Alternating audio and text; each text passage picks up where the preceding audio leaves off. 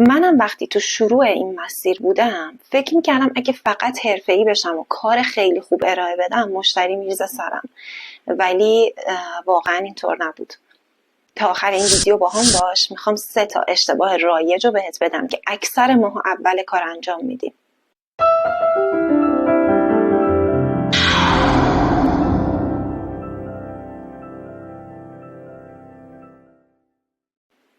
اشتباه شماره اول اینه که فقط داری تمرین میکنی واسه اینکه کارت بهتر بشه و کارت هم خیلی خوب شده، ولی اصلا سعی نمیکنی که خودتو به این جامعه بشناسونی، دیده بشی.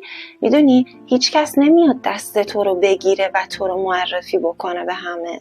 حتی اگه واقعا کارت خیلی عالی باشه، اون تبلیغات رو نمیگم پول بدی تا جایی تبلیغت کنه، منظورم اینه که کلا توی شبکه‌های اجتماعی باشی و سعی کنی کارتو گسترده کنی و خودتو نشون بدی، میدونی خودتو مطرح بکنی. تا زمانی که این کارا رو نکنی اصلا هیچ کس از وجود توی هنرمند خبر نداره. پس سعی کن خودتو بشناسونی، مطرح بکنی. حتی هنرمنده خیلی بزرگ مثلا مثل استاد فرشچیان، اونطوری که خودش میگفت تا فکر میکنم حدود 40 سالگی، حالا نمیدونم کمتر یا بیشتر، که توی ایران بود اونقدری شناخته شده نبود اصلا، یعنی کسی به اون صورت نمیشناختیشون. خب و حالا البته اون قدمای خیلی بزرگی برداشت واسه اینکه خودش رو بشناسونه و دیده بشه. خب مهاجرت کرد و رفت بهترین کشور دنیا. این نقطه عطفی بود تو زندگیشون. حالا نمیگم تو هم مهاجرت کن و این کار رو انجام بده، ولی توی همین ایرانش هم میتونی خودتو مطرح بکنی. حالا چطوری این کارو بکنی؟ از طریق برگزار کردن گالری هایی که داخل ایران هستش، یا حتی اون کیوریتور هایی که کارها رو جمع میکنن و میبرن خارج از کشور نمایشگاه برگزار میکنن. حالا یه هزینه‌ای دریافت میکنن، ولی خب اینا هم هستش. خب پس از طریق برگزاری نمایشگاه و کارتو در واقع به اجرا گذاشتن توی اون مکانها، خب این که دیگه واقعا خیلی عالیه. یا این که از طریق پلتفرمایی که الان هست و واقعا در دسترس همه هستش، پس تو هیچ بهونه‌ای نداری که بشینی یه جا و دیده نشی. میدونی هیچ بهونه‌ای برای دیده نشدن نداری. مورد دوم اینه که باید ذهنیت پولساز داشته باشی. تو وقتی که اون ذهنیت پولساز رو نداشته باشی و خودتو لایق بهترین ها ندونی، اصلا فرصت و موقعیت رو برات پیش نمیاد اصلا. میدونی خیلی ها فکر میکنن اصلا کار هنری ارزش نداره. خب اکثریت جامعه اینطور فکر میکنن و مثلا هنر رو یه چیز مقدس میدونن. خیلی جالبه، تو ایران هنر یه چیز خیلی مقدسه و هنرمند خیلی قدیسه. خب و اینکه اصلا هم نباید به پول فکر کنه. خب قدیس که بخواد یه کار مقدس انجام بده، اگه پول تو کارش بیاد که اصلا کثیف میشه، اون کار دیگه ارزش نداره. این ذهنیتیه که ماها داریم. بعضیا دارن، حالا شاید اکثریت این ذهنیت رو دارن، ولی کاش یاد بگیریم که واقعا هنرم یه کاره، یه شغله، یه مهارته. خب جدا از این که هنره میتونه شغل اصلیت باشه، میتونه درآمد اصلیت باشه، چرا که نه؟ خیلی ها اصلا درآمدهای هنگفتی دارن از این راه.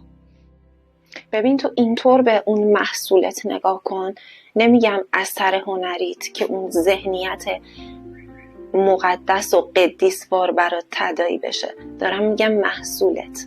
خب که همون اثر هنریته به قدری ارزشمنده که تو مثلا ببین یه نفر مثلا میخواد یه جنسی بیاره، میگه خب پول دادم خریدم جنس دیگه، انقدر باید بکشم روش بفروشم سود کنم، ولی اینو فکر نمی‌کنن که از اون جنس هزاران جا هست. خب تو میتونی 1000 جا بریم همون جنس رو پیدا کنی، ولی از هنر من هیچ جای دیگه نیست، از ضرب قلم من هیچ جا نیست، فقط توی این دسته، فقط در منه. اون سبک کاری که من انجام میدم فقط در منه. پس باید اینجا ارزشش رو متوجه بشی که چقدر کار هر کسی میتونه یونیک باشه.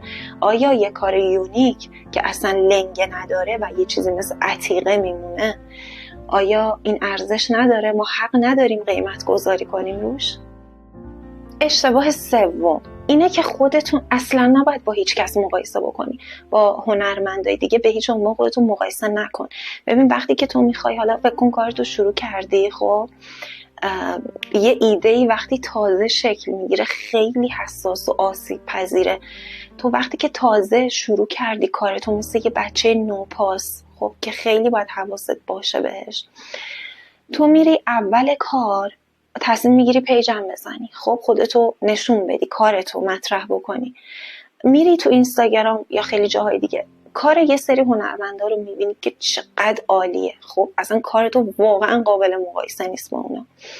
بعد یهویی چیز میشی، میگی خب من برای چی، میدونی مثلا یه جور شرمندگی میاد سراغت که من اصلا چرا باید کارامو بذارم، اگه 4 نفر بیان کامنت مثلا دریوری بگن چی، مسخرم کنن چی، اگه کار منو با خیلیا مقایسه کنن، خب معلومه وقتی میبینن اون آدم کارش انقدر خوبه، مال من انقدر افتضاحه، چرا اصلا بیان منو دنبال کنن.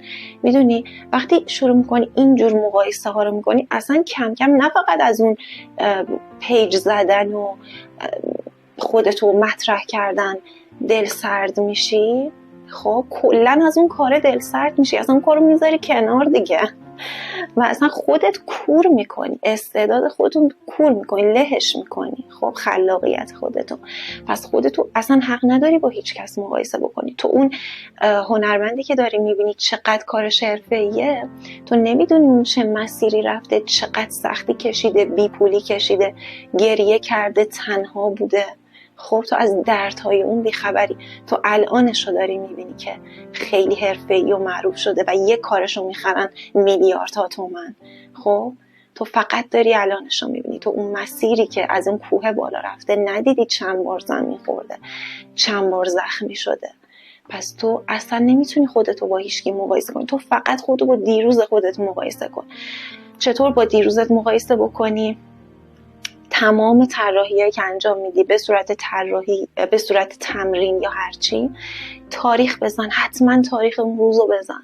خب و در نتیجه تو فکر کن مثلا 1 ساله داری کار میکنی، تو این 1 سال 500 تا طرح کشیدی و تمرین کردی، حتی اگه شده فقط خطی کردی، بیا اینا رو تاریخ بزن. تو این بازه 1 سالت رو داری، چون تاریخش رو زدی، میدونی مال کیه این کارا.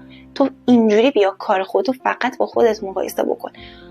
میتونی خودتو توی یه بازه زمانی مقایسه کنی و ببینی چقدر عالی شده کارات. این اتفاقا یه چی میگن، یه محرکه برای موتور انگیزت که بکشتت بالا. مرسی که تا اینجای ویدیو همراه هم بودی. اگه این ویدیو رو دوست داشتی، برات کاربردی بود، ممنون میشم با لایک و سابسکرایبت از این کانال حمایت کنی.